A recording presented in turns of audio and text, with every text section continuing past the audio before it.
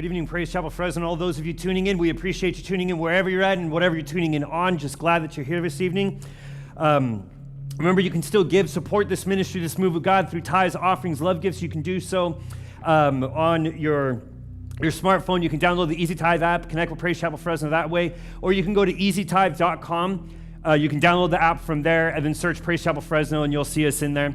We also have a give link that's actually on our webpage. So if you go to praisechapelfresno.com, you click give, it'll take you to a third-party website that you can give through.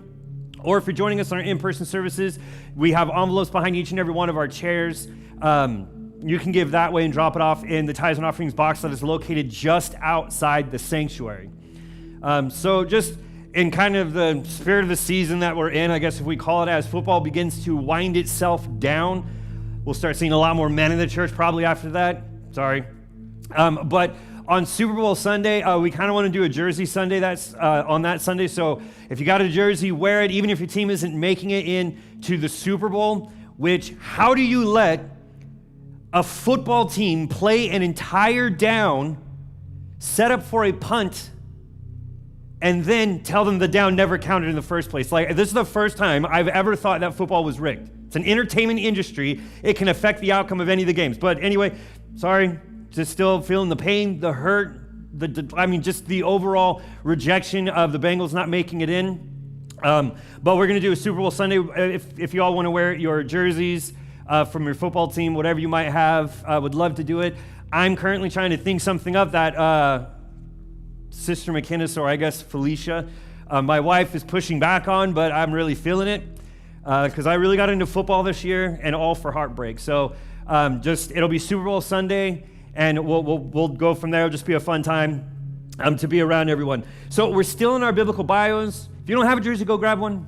If you need help getting one, you text me. But the bios that we're going through today, I kind of stumbled upon this story as I was preparing for a sermon. I thought this is a really interesting individual that, a lot of people will use in specific sermons, but I really think it speaks a lot to what Christians should be like today. She's never even given a name. She's just called the Shunammite woman because of where she lives. Her biblical reference is in 2 Kings chapter 4, verse 8 through 2 Kings chapter 4, verse 37. She kind of disappears for a little bit, and then she reemerges in 2 Kings chapter 8, verse 1 through verse 6. So we know she's a prominent figure. We know that which suggests that she's wealthy, and she appears to have a certain amount of power or influence. She orders people in her household around. Her husband kind of isn't really involved in her narrative that much. She's the head of her household. She's unintimidated. She's strong, but she's very kind, and she's very hospitable.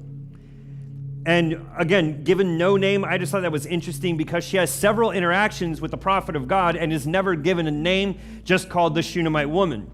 So the prophet Elisha has just taken up from Elijah, who's been carried up into the sky, and he travels a lot. He's moving around all throughout Israel, but somehow he's on a road that is always near this woman, or this woman's house. She takes notice of this, and one day she invites her into his home to eat. And so he comes in, and then throughout the rest of her narrative, it seems like this becomes kind of a custom for Elisha. Is every time he comes here, he goes to her house to eat. And then we see kind of like where she first starts becoming more prominent in 2 Kings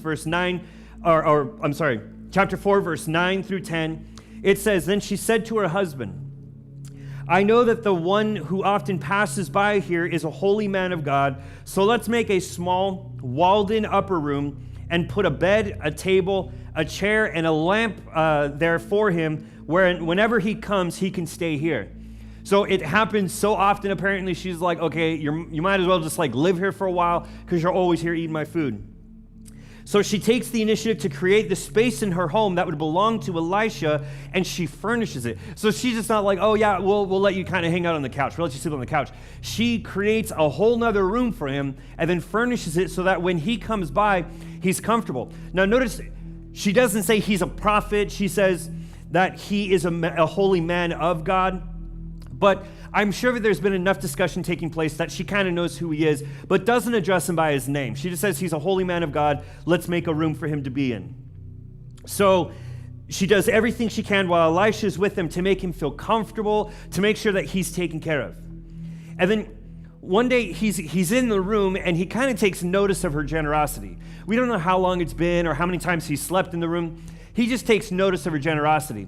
And so he asks her, what can I do for you? Well, he actually asks his servant who's with him. He says, what can we do for this woman? She's done great things for us. She's made us so comfortable. She feeds us. And the servant kind of makes a comment, which I think is interesting. He's like, well, she doesn't have a son. And so Elisha tells the servant, go get her. And he does, and she stands at, she doesn't come in the room as would be not customary for a woman to be in the man's room. So she stands in the doorway. And then Elisha says this, at 2 Kings 4:16. Elisha says, at this time next year, you will have a son in your arms. Then she said, no, my Lord, man of God, do not lie to your servant. She reacts this way because I honestly think it's because she doesn't want to be let down.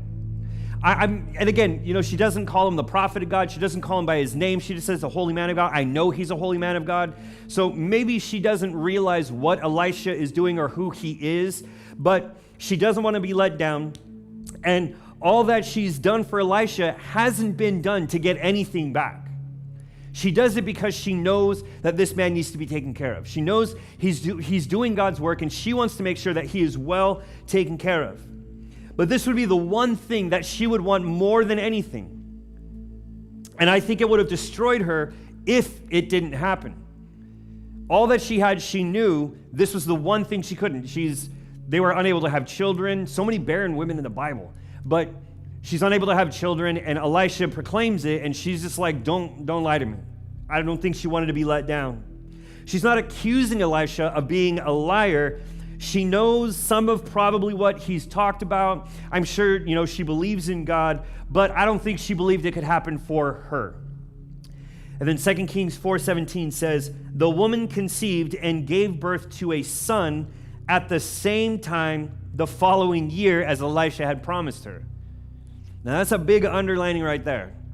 Here the prophet of God says, by this time next year, you'll be carrying a son in your arms. So he doesn't say that you'll be pregnant. He says this year to the date. So that means basically 2 months after Elisha tells her this, she gets pregnant. Because she'd have to have the baby within 10 months by the next time, or by the next year.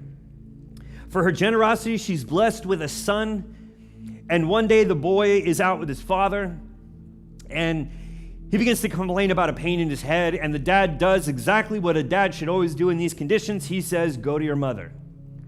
So the boy goes to his mom, still complaining of the head pain. She keeps him in her lap, and then all of a sudden he dies. She puts him in Elisha's room. She springs into action. She puts him in Elisha's room on Elisha's bed. The boy has a room. The boy has a bed. But she knew that if the man of God was staying here, that means he was hearing from God in this room. He laid in this bed while God gave him prophetic dreams. So I want my son's body to be as close to God at this time because I need a miracle. And then 2 Kings 4:22. It says, she summoned her husband and said, please send me one of the servants and one of the donkeys so I can hurry to the man of God and come back again. Elisha gave her the promise, and now she wants him to fix it. And I love the husband's response. Again, he's kind of like the epitome of what dads are. And I think, because there are times my daughter would be like, oh, this and this, and I go to your mom. Or she'll ask for something you have to go to your mother. Or I'll be told oh, we have this event, she's at a dance thing. I'm like, do we have to go to that? He just does, he gives such a dad response when she does this, because she's like, send a servant, give me a donkey, because I need to go find the man of God. And he's like, it's not the Sabbath. I just think that's hilarious, because that's kind of the way I would react to this situation. He's like, why? It's not a new moon. It's not the Sabbath. What are we looking for? In his defense, it doesn't say that he knows the boy is dead, because the Shunammite woman doesn't tell him. She doesn't say, send me a servant, a donkey. I need to go get the man of God because our boy just died. She just says, send me a servant and a donkey. I need to go find the man of God. But I do love that dad's reaction, because that's exactly what I would have thought. If my wife's like, I need a car, I need to get in now, I need to go here, I'd be like, why are you going there? And then 2 Kings 4:24, then he saddled the donkey and said to her servant, "Go fast, don't slow down the pace for me unless I tell you." She came to the man of God at Mount Carmel. So she's frantically looking for Elisha. Now Elijah had previously brought a child back to life prior to this incident, but this is Elisha now. And Elisha hadn't done anything like this before. So at this point, Elisha kind of might not know what he's doing because he gives a really weird response to this.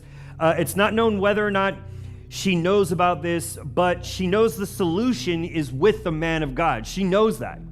He gave it to me, he can fix it. Elisha sees her coming and he can tell she's in distress.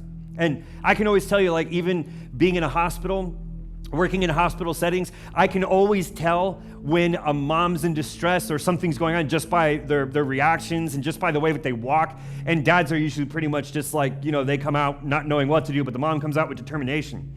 So Elisha sees her coming and he can tell she's in distress, but he sends a servant. He says, "Hey, go ask her if she's okay. I haven't heard, God hasn't told me anything that's gone on. Like, I need to know what's going on." So the servant goes down and he says, "What's going on?" And she says, "It's all right," but she just keeps going to Elisha. She refuses to tell the servant what's going on because she wants the ear of the man of God. She wants him to hear exactly what she has to say.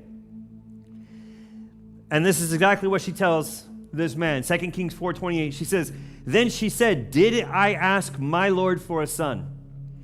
Didn't I say, do not lie to me?'" So again, interesting.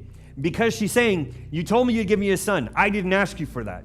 But I told you, don't lie to me. Don't tell me that you're going to give me a son and not give me a son." So she's basically like, he's been taken away from me. Elisha immediately adds all it up, and he tells the servant, and this is kind of the weird thing, and I think it's kind of just like, okay, like, I'm just shooting in the dark. I know that everything that God has given me has been blessed by God. So take my staff and go put it on the boy's face. And the servant runs off, and he puts it on the boy's face, and nothing happens.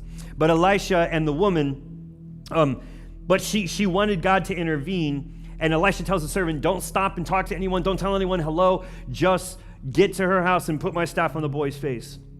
And then the mom does something interesting. She doesn't go with the servant. 2 Kings 4:30, the boy's mother said to Elisha, "As the Lord lives and as you yourself live, I will not leave you." So he's basically telling her, "My servant will do this." And she's like, "I'm not leaving until you come with me." The servant gets to the house. He finds the boy dead. He did exactly what Elisha instructs him to do. He puts it on the boy's face, but he's still dead. So the servant is running back to Elisha, or he's running back to where Elisha was and the mom, and they kind of meet halfway in the middle. And he's like, the boy's still dead. Like, he didn't do anything. They get to the house, and Elisha sees the dead boy, and it's in his room, and so he closes the door, and he just starts praying. He then lays on the boy, much like you would assume Elijah would have done. And then it says the boy starts to warm. So human body begins to drop its temperature down to room temperature, which, in that time is going to be about 70 degrees. So he's going from his 98.6, and his body temperature drops. But when Elisha lays on him and he's breathing, it says the boy's body starts to warm. His cold, dead flesh starts to warm. Elisha gets up, and the boy is warm, but he's still dead. So he starts pacing around the room, and I can only imagine, what's going through his mind at this point, because you have to remember, he would have heard all these things. He would have seen these things that Elijah was doing. And he's like, okay, I did exactly what he did. Why isn't it working for me? So he starts pacing around the room, probably trying to think of what else he can do. So he says, hey, you know what? I laid on him and he got warm. Let me lay on him again. Let's see what happens. So he lays on him, and it says the boy sneezes 7 times and then opens his eyes. So it doesn't get right up. He just sneezes 7 times and his eyes open. 2 Kings 4:36-37 says, Elisha called Gehazi, that's his servant, and said, call the Shunammite woman. Like, how are you going to live in this woman's house? How are you going to eat her food? And y'all don't know each other's names? He says, call the Shunammite woman. He called her and she came. Elisha said, pick up your son. She came, fell at his feet, Elisha's feet, and bowed on the ground. She picked up her son and she left. Now, it's not known how much time has passed from the moment that Elisha has entered the room to this moment here. But you have to imagine this, that to this mother, every second is an eternity passing. She can probably hear Elisha praying, hear Elisha talking, hearing him do these things, but this whole time she's standing outside the room, and it's got to feel like an eternity is just pumping through this. When she's summoned to the room, Elisha tells her, pick up your son. But what she does is instead, while he's still in the bed, the first thing she does is she worships God.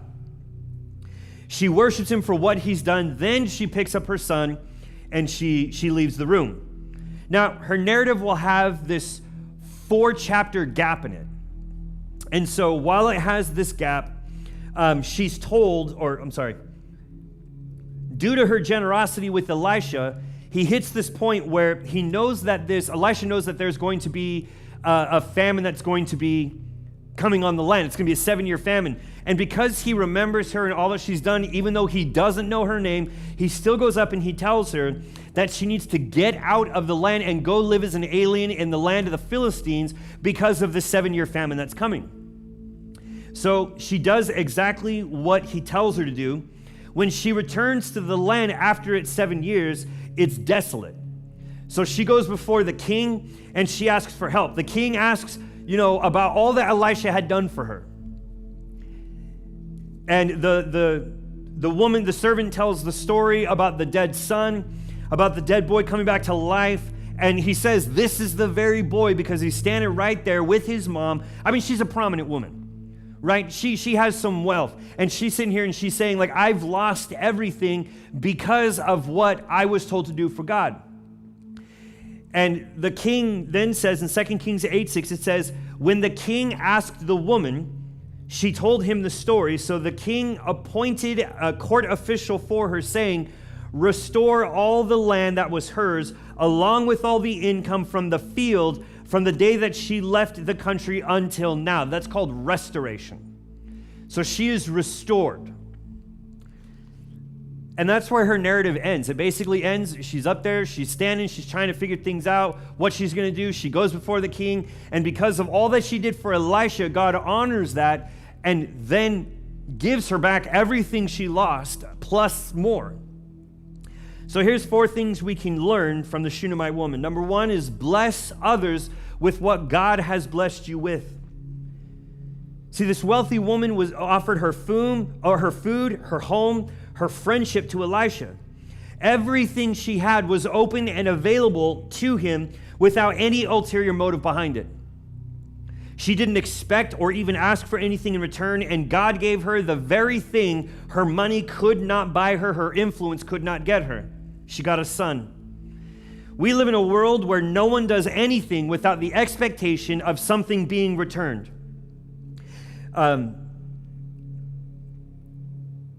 In fact, even to a point that when you do something without expecting anything in return, it confuses people. You ever done anything really nice for somebody and it absolutely confuses them? They have absolutely no idea what happened, why you're doing this. See, when we take what God has blessed us with, we are now spreading the very hand of God into someone else's life. Number 2, make a place for God to reside in your life. The woman goes above and beyond to accommodate Elisha. She's not satisfied with the simple visit. She wants the man of God to stay in her home. Because she does this, God not only gives her a son twice, he warns her of a coming famine and then restores her land to her. Her wealth for the 7 years they had lived in the Philistines. Look, don't be satisfied with just a visit from God. We come to church, we feel his presence, we sing our songs. And then I think sometimes what we do is we leave God in the church. When God takes up residence in your life, he begins to perform the impossible in your life. If you're still wondering why God hasn't moved in your life, why God hasn't changed a specific outcome, check to make sure you didn't leave him in the church. Number 3, when God shows up, miracles happen. See, the woman wasn't satisfied with the servant to take care of anything. She was far too desperate for God to do something. She refuses to leave until Elisha gets up and goes with her to the house. When you need God to move, do not leave his presence until he moves. I know people often say pray until something happens. I'm a big believer in that, but I think a lot of times we see a simple movement. Like, see, Elisha saw the boy warm and might have been like, okay, that's him coming back to life. I can stop now. He wasn't satisfied with just that feeling. He said, no, I need this boy to live. I need this boy to arise out of this bed because I'm not leaving until he does something. I know sometimes it seems like we need God to move right now, but look, just wait in his presence until he moves, because when God shows up, miracles happen. Number 4, God doesn't just want to fix your life, he wants to restore it. When God tells her to leave her land for 7 years, she doesn't even resist, she doesn't hesitate. She goes where God tells her to go, she does what God tells her to do, and she loses everything for it. Because of her faith, her generosity to the servants of God, she gets restored. Not only does she get what she needs to survive, the king gives her the proceeds of her land for the 7 years that she was gone. Oftentimes we come before God and just want him to fix what's wrong. We don't want to really give everything. We just want God to fix what's wrong with us.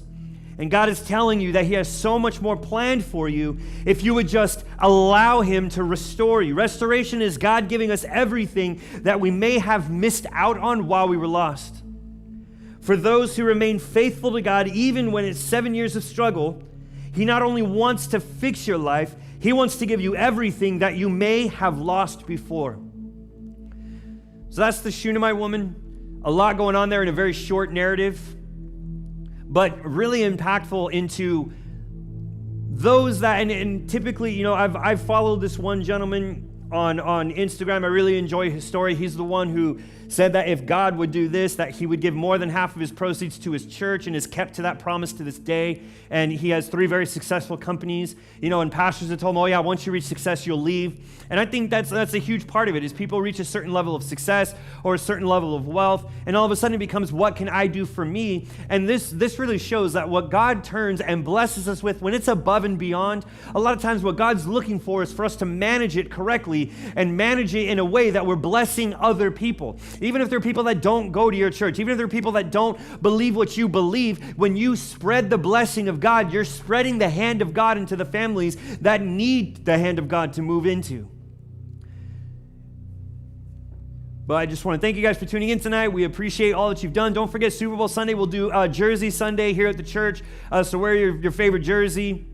No trash talk, please, because I'm still hurt and angered over this latest football game outcome. But we appreciate you guys tuning in. Remember, you can continue to give support to this ministry, this move of God, through tithes, offerings, and love gifts. You can do so on Easy Tithe, a smartphone-based app you can find in Google Play or the iStore. You can also go to easytithe.com, download the app there, and connect with Praise Chapel Fresno, or you go to praisechapelfresno.com and click the give button on the menu bar. It's going to take you to a third-party website where you can give that way. Or if you're not comfortable giving digitally, you can continue to give.